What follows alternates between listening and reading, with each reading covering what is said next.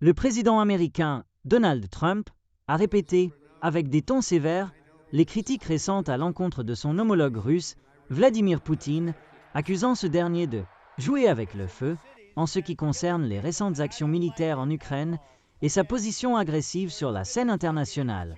Dans un message publié récemment sur le réseau social Truth Social, Trump a souligné que son rôle en tant que leader américain a été déterminant pour éviter une escalade dangereuse dans la région. Ce que Vladimir Poutine ne comprend pas, c'est que si je n'étais pas là, beaucoup de choses vraiment mauvaises seraient déjà arrivées à la Russie, et je parle de choses vraiment mauvaises, a déclaré Trump,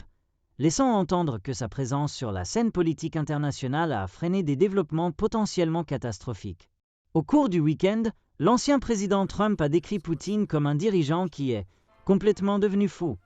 après une nouvelle vague de frappes aériennes menées par les forces russes en Ukraine, qui ont causé d'importants dégâts et des pertes humaines.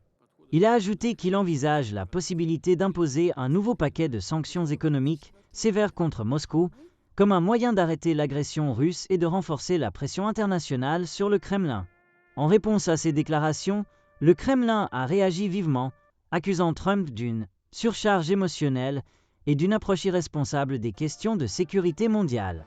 Les porte-paroles de Poutine ont souligné que toutes les décisions prises par le dirigeant russe sont nécessaires pour la sécurité de la Russie et que les critiques des États-Unis sont politiquement motivées, visant à influencer l'opinion internationale et à accroître la pression diplomatique sur Moscou. Ces déclarations renforcent les tensions croissantes entre les deux puissances mondiales et soulèvent de nouvelles inquiétudes pour la stabilité globale, notamment dans le contexte du conflit continu en Ukraine et des relations détériorées entre l'Occident et la Russie.